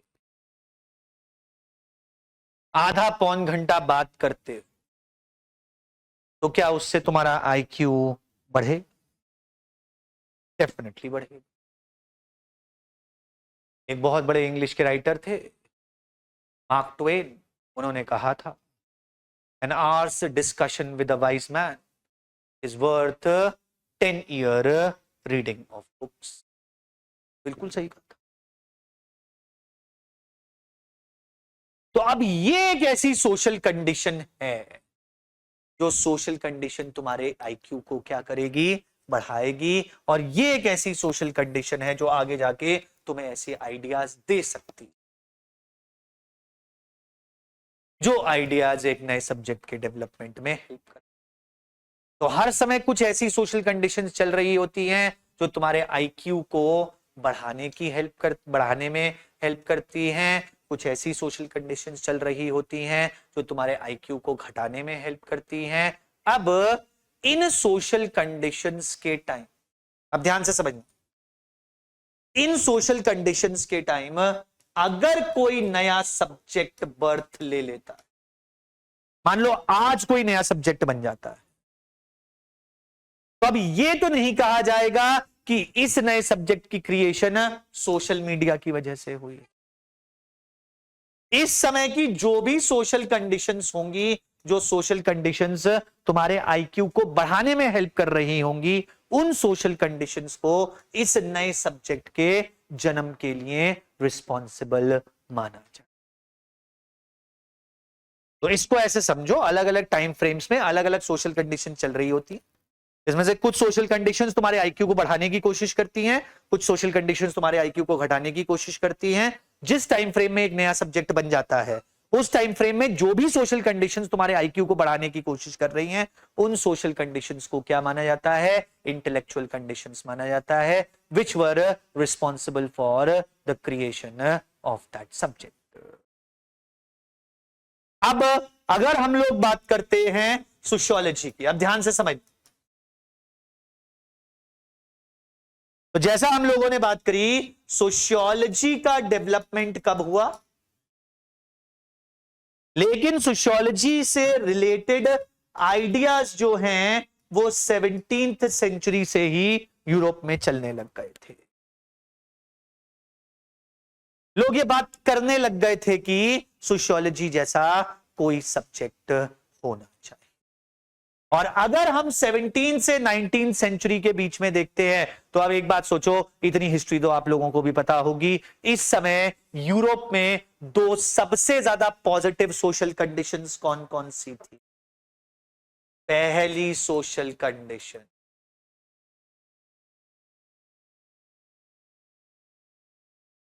और दूसरी सोशल कंडीशन रेनेसा से ही रिलेटेड, जो रेनेसा का ही बेबी था।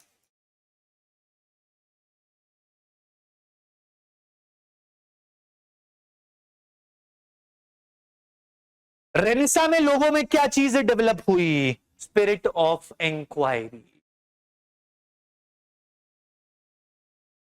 रेनेसा में बेसिकली क्या हुआ, जो मैं कहूंगा कि आज तक इंडिया की सोसाइटी में नहीं हो पाया।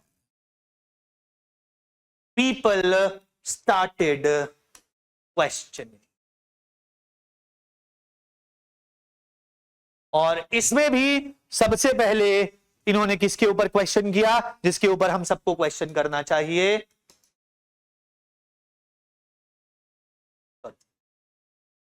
Started questioning religion. उन्होंने कहा भगवान है, दिखाओ भगवान का। उन्होंने कहा तुम्हें ये नहीं करना चाहिए, बताओ क्या क्यों नहीं करना चाहिए। ऐसे देखो, आज मंगलवार है, हमारे हिंदू में कहते हैं मंगलवार को अंडा नहीं खाना चाहिए। क्यों नहीं खाना चाहिए, हनुमान जी आके गदा से मारे। हाँ, मैं तो हमेशा खाता हूं, नहीं मारा आज तक। Simple, this is question, you tell me why, give me a logical answer, I will agree. You are unable to give me a logical answer, I won't agree. Simple.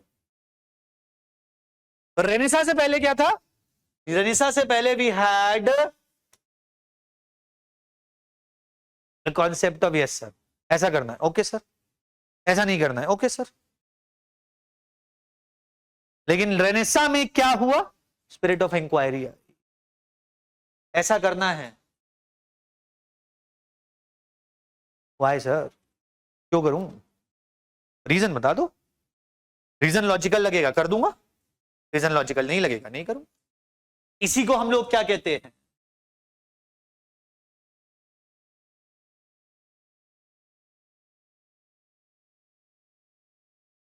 Spirit of inquiry. When people start asking two questions,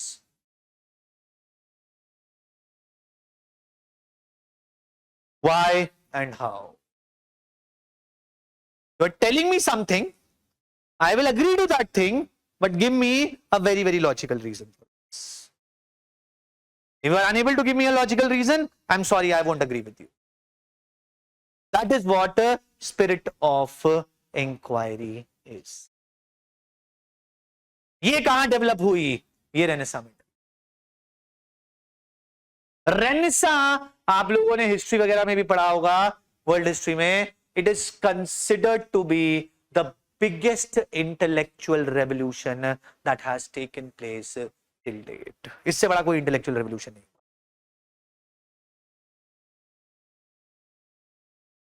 and this Renaissance led to another thing, that is scientific revolution. People like Newton, Galileo, Copernicus, इन सब ने क्या बताया, इन सब ने बताया कि भाई जो बातें हमें रिलीजन बता रहा है वो बातें पूरी तरीके से ठीक नहीं। वन ऑफ द बिगेस्ट, जिसको आप लिखिएगा भी, जियोसेंट्रिक टू हीलियोसेंट्रिक थ्योरी।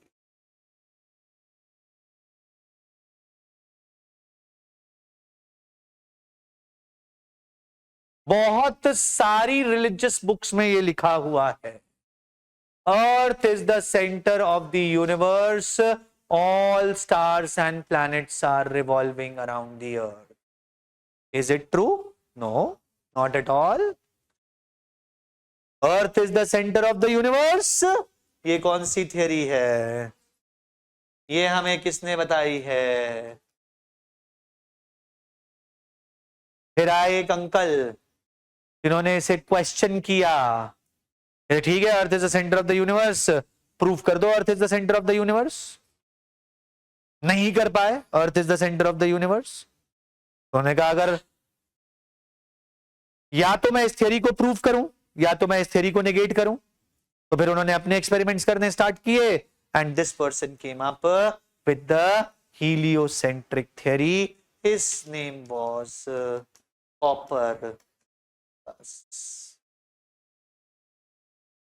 कहने का अर्थवर्थ नहीं है सेंटर ऑफ द यूनिवर्स, गलत लिखा है सारी रिलीजियस बुक्स में। सन सेंटर है और अर्थ उसके चारों तरफ रिवॉल्व कर रही है।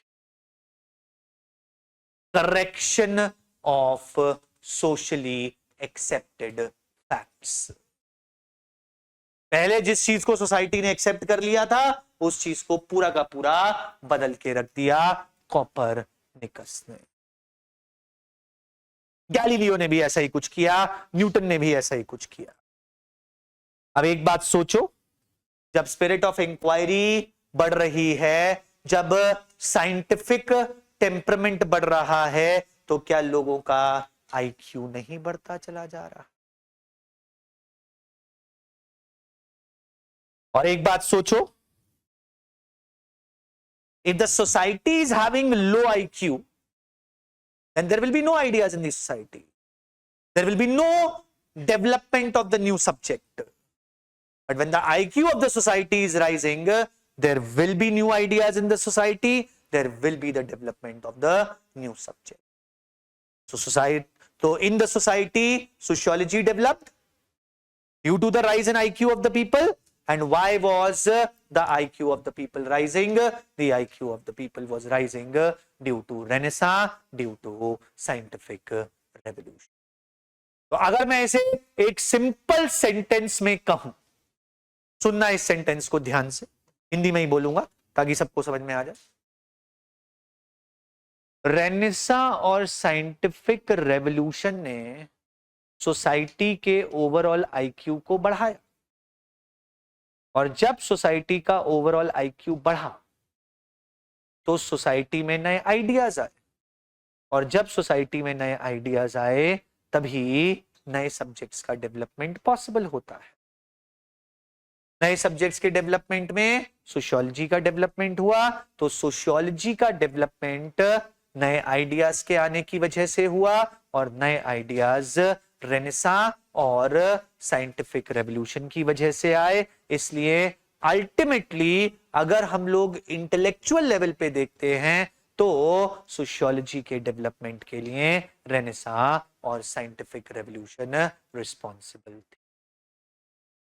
अगर ये दोनों नहीं आते तो आईक्यू नहीं बढ़ता, अगर आईक्यू नहीं बढ़ता तो कभी भी सोशियोलॉजी जैसा नया सब्जेक्ट डेवलप नहीं। बात समझ में आई कुछ? तो हर समय सोसाइटी में क्या हो रहा है? बहुत सारे फिनोमेनास हो रहे हैं, बहुत सारी कंडीशंस हैं। कुछ कंडीशंस आपको ऊपर ले जाने की कोशिश कर रही हैं, कुछ कंडीशंस आपको नीचे लाने की कोशिश कर रही हैं। सोसाइटी में अगर कुछ भी अच्छा हो रहा है तो वो उन कंडीशंस की वजह से हो रहा है जो आपको ऊपर ले जाने की कोशिश कर रही हैं, और सोसाइटी में अगर कुछ भी बुरा हो रहा है तो वो उन कंडीशंस की वजह से हो रहा है जो आपको नीचे ले जाने। जियोसेंट्रिक बेटा रिलीजन ने दिया, रिलीजन ने, बाइबल में लिखा है और भी बहुत सारी रिलीजियस बुक्स में लिखा। God created earth in 6 days, then rested the 7th day. ऐसी ऐसी चीजें लिखी। तो ये हमारे पहले टाइप की कंडीशंस हैं जो किसी भी सब्जेक्ट के डेवलपमेंट में हेल्प करती है। अब इसके बाद एक दूसरे टाइप की कंडीशंस आती है, material conditions. What are material conditions? ध्यान से सुन।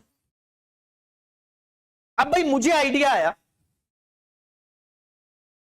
कि एक ऐसा सब्जेक्ट होना चाहिए, हम दोबारा से उसी डिस्क्रिप्शन पे जाते हैं जो डिस्क्रिप्शन मैंने स्टार्टिंग में दिया था कि भाई एक ऐसा सब्जेक्ट होना चाहिए जो मुझे साइंटिफिकली गॉड के बारे में एक्सप्लेन करे। तो बेटा अगर मुझे साइंटिफिकली गॉड का एक्सप्लेनेशन चाहिए कि गॉड एग्जिस्ट करता है या नहीं करता है, और अगर गॉड एग्जिस्ट करता है तो गॉड की क्या क्या कैरेक्टरिस्टिक्स हैं, एटसेट्रा एटसेट्रा एटसेट्रा। तो अब एक बात सोचना, साइंस तो उन्हीं बातों को ट्रू मानता है ना जो बात हम एक्सपेरिमेंट्स के थ्रू प्रूव कर सकते हैं। साइंस तो और किसी बात को ट्रू नहीं मानता है। तो अब एग्जैक्टली मुझे पता होना चाहिए कि क्या एक्सपेरिमेंट्स मैं करूं जिन एक्सपेरिमेंट्स के थ्रू मैं गॉड की एग्जिस्टेंस को या तो प्रूव कर दूं या फिर डिनाई कर दूं। और मुझे एग्जैक्टली ये पता होना चाहिए कि कौन से एक्सपेरिमेंट्स मैं करूं और कहां पे करूं कि मैं गॉड की कैरेक्टरिस्टिक्स का पता लगा पाऊं। जब तक मुझे ये नहीं पता लगेगा कि मुझे कौन से एक्सपेरिमेंट्स करने हैं और ये एक्सपेरिमेंट्स कहां पे करने हैं और कैसे करने हैं, तब तक मेरे दिमाग में ये सब्जेक्ट सिर्फ और सिर्फ क्या रहेगा, सिर्फ और सिर्फ एक आइडिया बन के ही रहेगा, मैं और तो कुछ कर नहीं पाऊंगा। एक बात सोचो, मैंने आपसे कहा कि भाई आओ एक ऐसा एक्सपेरिमेंट करते हैं जिससे हम साइंटिफिकली गॉड की एग्जिस्टेंस को या तो प्रूव कर सके या फिर डिनाई कर सके। अब आपने आइडिया सुना, आप में से भी हो सकता है यह आइडिया बहुत लोगों को पसंद आया, तो आप कहेंगे हां सर चलो करते हैं। लेकिन अब मेरा क्वेश्चन आपसे था और आपका क्वेश्चन मेरे से भी था कि कैसे करना, करना क्या है आखिरकार। Now we had no answer to this question. तो हमारा आईक्यू तो उतना है कि हमने इस क्वेश्चन के बारे में तो सोच लिया, लेकिन अब हमारा आईक्यू इतना नहीं है कि हम इस एक्सपेरिमेंट को एक्चुअली में परफॉर्म कर सके। लेकिन अब सोचो, बस आज की लास्ट बात सोचनी है वरना फिर घुटनों में दर्द हो।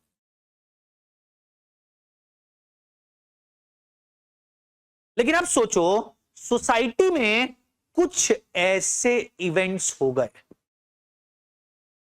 या सोसाइटी में कुछ ऐसी कंडीशंस आ गई जिसके थ्रू हमें ये पता लग गया कि हमें क्या एक्सपेरिमेंट करना चाहिए और वो एक्सपेरिमेंट कैसे करना। बात समझ रहे हो? पहले सिर्फ आइडिया था कि भाई हमें एक एक्सपेरिमेंट करके देखना है, गॉड की एग्जिस्टेंस को साइंटिफिकली प्रूव करना है, हमें नहीं पता था कि ये एक्सपेरिमेंट कैसे करना है। तो हमारा जो भी थॉट था वो सिर्फ एक थॉट की स्टेज में ही था, उससे ज्यादा वो कुछ नहीं था। लेकिन फिर अचानक से सोसाइटी में कुछ ऐसी चीजें हो गई कि हमें ये पता लग गया कि हाँ हमें यही एक्सपेरिमेंट करना था और ये एक्सपेरिमेंट ऐसे करना था।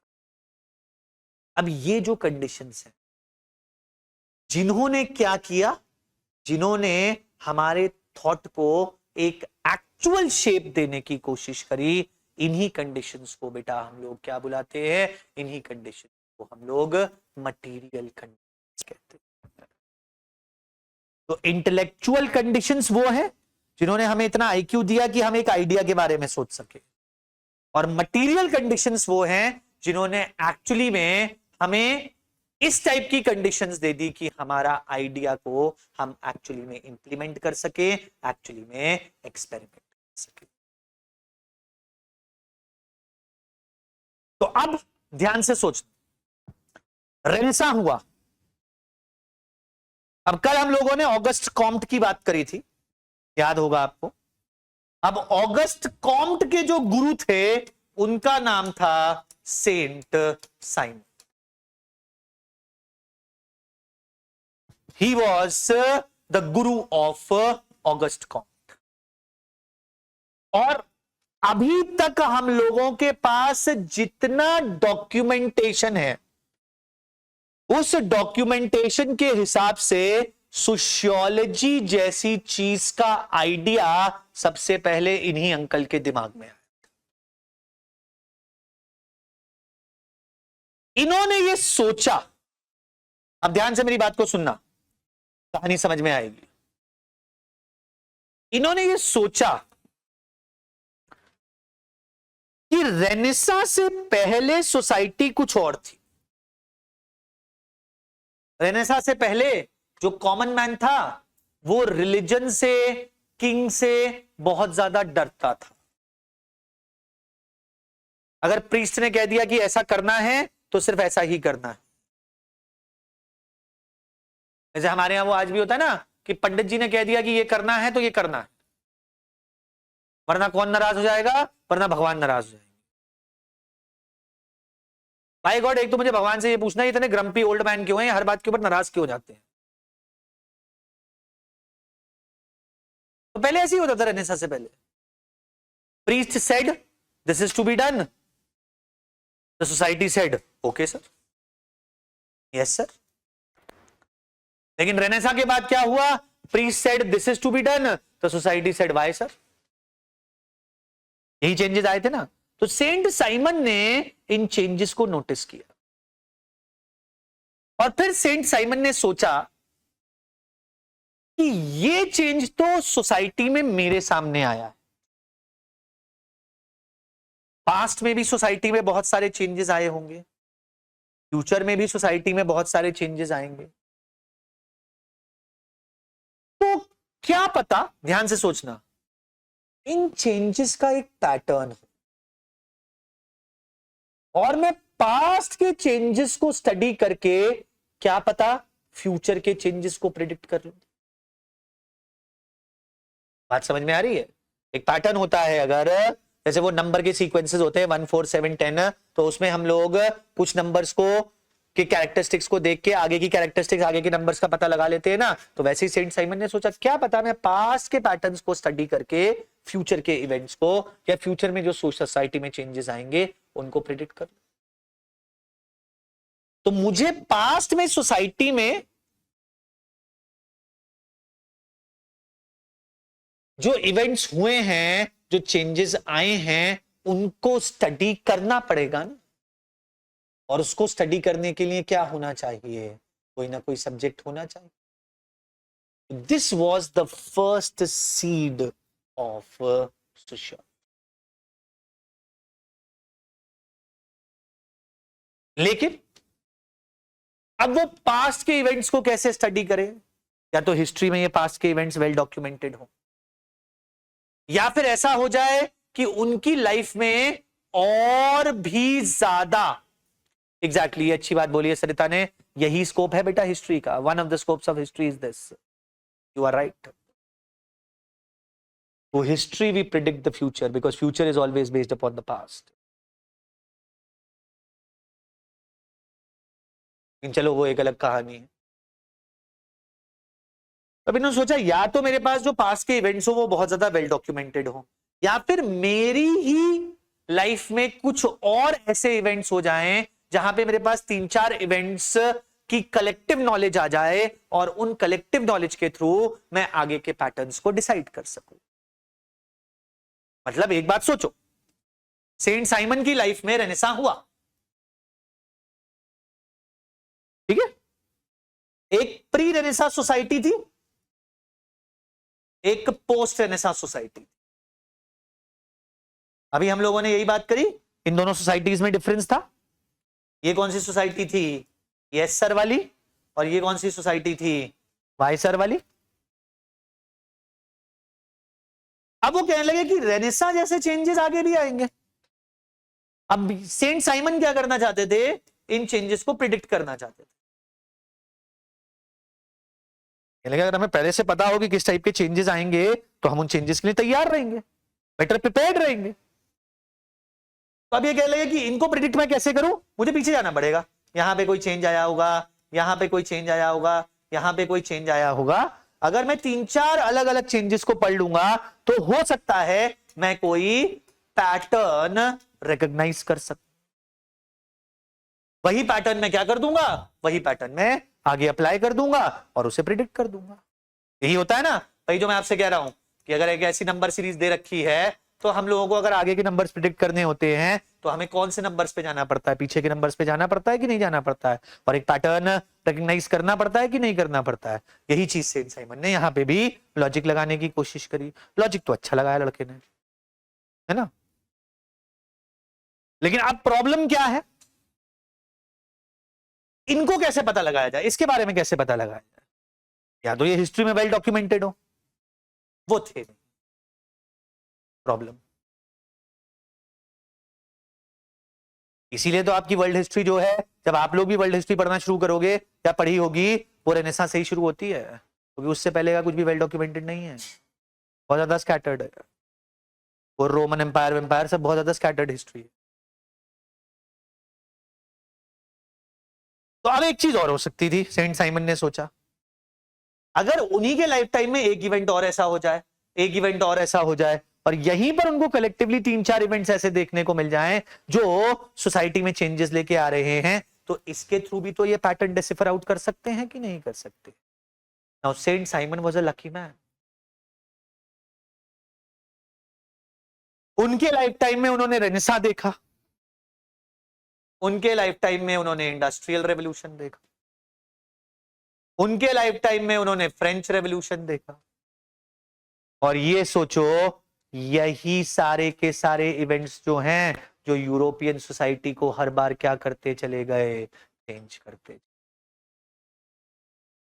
तो आइडिया तो था उनके दिमाग में, लेकिन उनको ऐसी कंडीशन चाहिए थी कि वो अपने आइडिया को टेस्ट कर सके। तो ये जो इंडस्ट्रियल रेवोल्यूशन हुआ, ये जो फ्रेंच रेवोल्यूशन हुआ, इन सब ने क्या दे दिया, उन्हें ऐसी कंडीशंस दे दी कि वो अपने आइडिया को टेस्ट भी कर पाए। और इन्हीं को हम लोग क्या बुलाते हैं, इन्हीं को हम लोग मटेरियल कंडीशंस बुलाते हैं, जिन मटेरियल कंडीशंस ने सोसाइटी के इमर्जेंस में हेल्प करी। ध्यान से सोचो, मेरे पास आइडिया तो आ गया, लेकिन अब मैं उस आइडिया को टेस्ट नहीं कर पा रहा हूं ना। वही जो मैंने बोला, मेरे पास ये आइडिया तो है कि मुझे साइंटिफिकली गॉड की एग्जिस्टेंस को प्रूव करना है, डिनाई करना है, लेकिन मुझे ये नहीं पता लग रहा है ना मैं क्या एक्सपेरिमेंट करूं। लेकिन अब सोसाइटी में कुछ ऐसा हो जाए कि मुझे पता लग जाए, हाँ यही तो एक्सपेरिमेंट था जो मुझे करना था।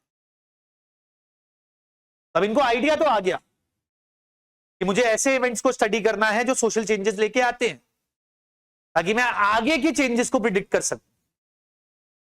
एक इवेंट तो हो गया, बाकी इवेंट्स में कहां से लेके आऊं, by the grace of God इनके ही लाइफ टाइम में बाकी इवेंट्स भी हो गए, इंडस्ट्रियल रेवोल्यूशन भी आ गया,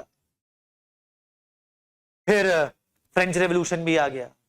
अब इन्होंने क्या किया, अब इन्होंने pre renaissance society, post renaissance society को स्टडी किया, इन्होंने pre industrial society, post industrial society को स्टडी किया, इन्होंने प्री फ्रेंच रेवोल्यूशन सोसाइटी और पोस्ट फ्रेंच रेवोल्यूशन सोसाइटी को स्टडी किया, और इस स्टडी के थ्रू इन्होंने एक पैटर्न स्टैब्लिश करने की कोशिश करी कि जब ऐसे इवेंट्स होते हैं तो सोसाइटी में किस टाइप के चेंजेस आते हैं। इन्होंने कहा यहां पर जो चेंज आया है वो इंटेलेक्ट में आया है, यहां पर जो चेंज आया है वो इकोनॉमी में आया है, और यहां पर जो चेंज आया है वो पॉलिटिक्स में। यहां से स्पिरिट ऑफ इंक्वायरी शुरू हुई, ध्यान से सोचना, यहां से कैपिटलिज्म शुरू हुआ और यहां से डेमोक्रेसी शुरू। तो हर बार कोई ऐसा इवेंट हुआ तो सोसाइटी में कोई बड़ा change.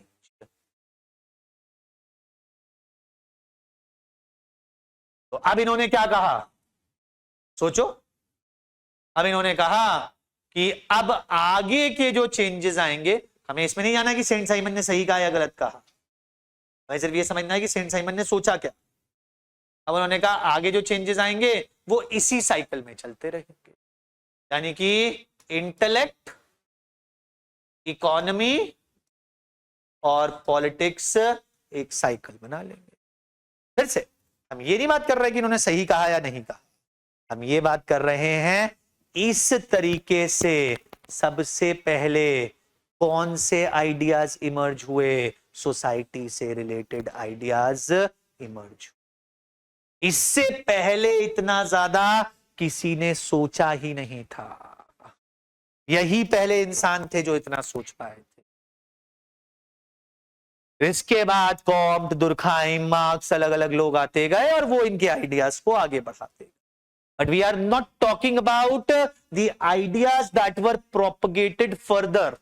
We are talking about the ideas that initiated the emergence of sociology. तो अब इसको इस तरीके से सोचो। बस आखिरी चीज मैं तुमसे कहा था ना, कल तुम लोग पूछ रहे थे, पता नहीं यहां पे कोई पूछ रहा था कि सर 2 घंटे पढ़ाओगे, 3 घंटे पढ़ाओगे? मैं कहा बेटा 1.5 घंटे ही झेल लेना, वही बहुत है तुम्हारे लिए, उतना भी नहीं झेल पाओगे। Now see, there is this person, Saint Simon. Saint Simon, intelligent man. How he became intelligent? Because it was during his period that Renaissance occurred and scientific revolution. The Renaissance and scientific revolution gave him the IQ to think about an idea. Now he got the idea of social change, but he wanted to test this idea of social change, that whether his idea of social change is correct or not. So when he wanted to test this idea, when he wanted to experiment this idea, what are the other events that allowed him to test his idea? It was Industrial Revolution, it was French Revolution that helped him in testing his idea.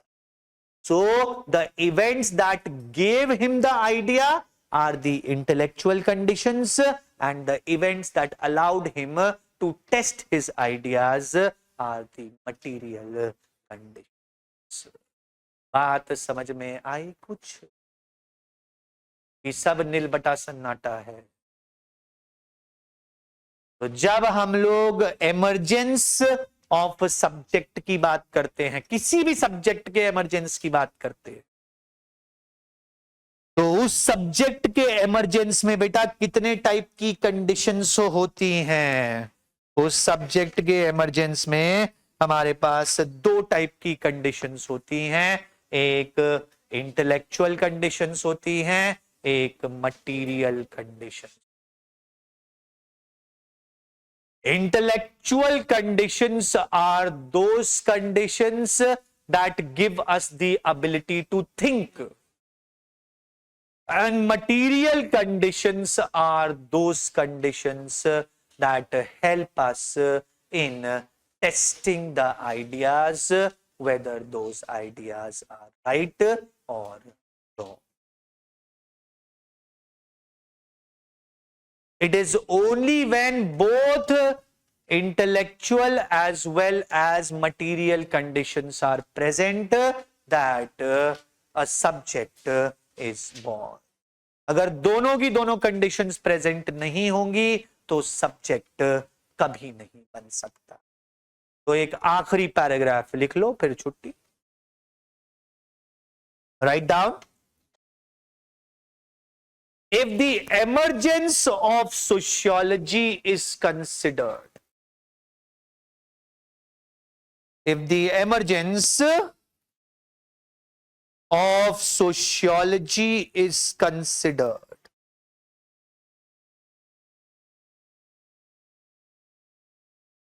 then like the emergence of any subject, then like the emergence of any subject,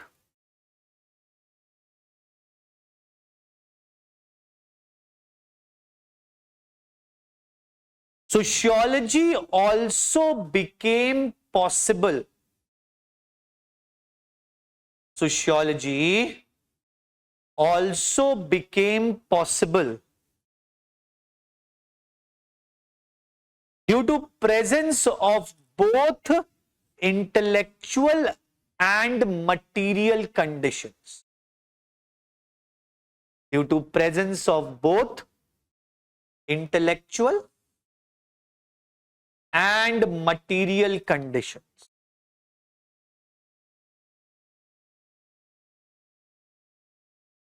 Every subject starts as an idea. Every subject starts as an idea.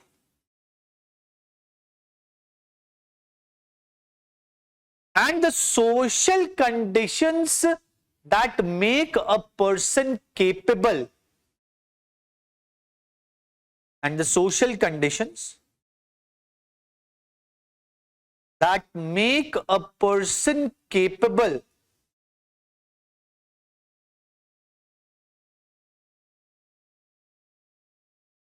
of these ideas are called as intellectual conditions. And the conditions that make a person capable of these ideas are called as intellectual conditions. When sociology emerged,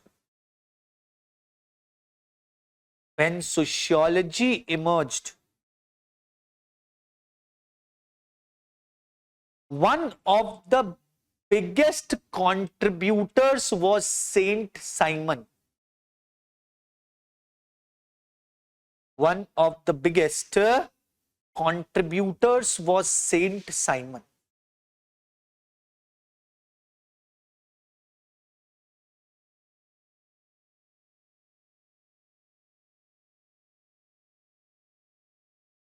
Who had this idea?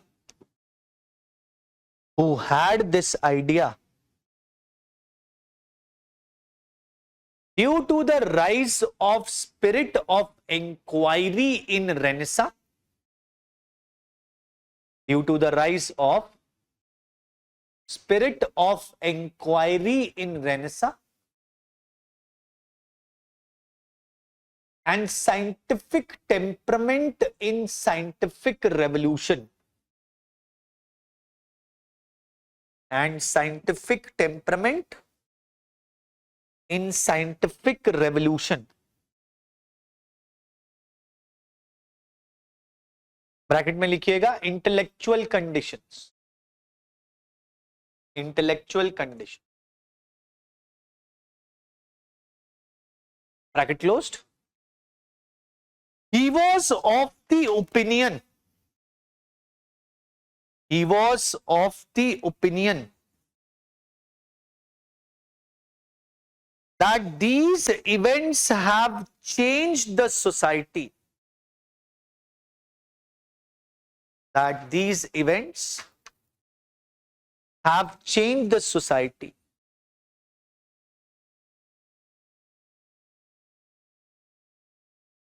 By testing such multiple events,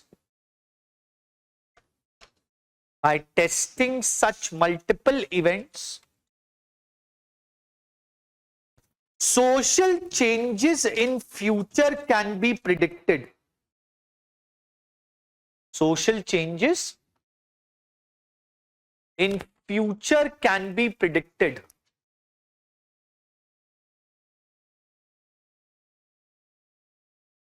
But history was inconsistent.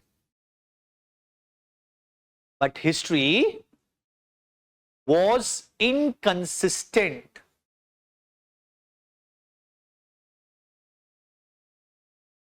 But fortunately,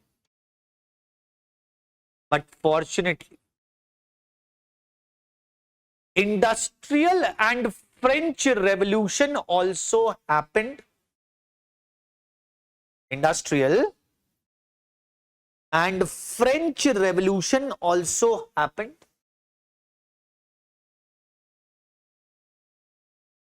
Due to which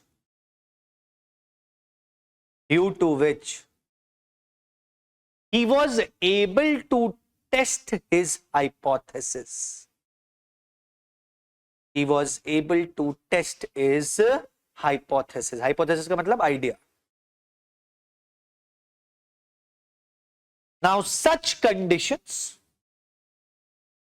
Now such conditions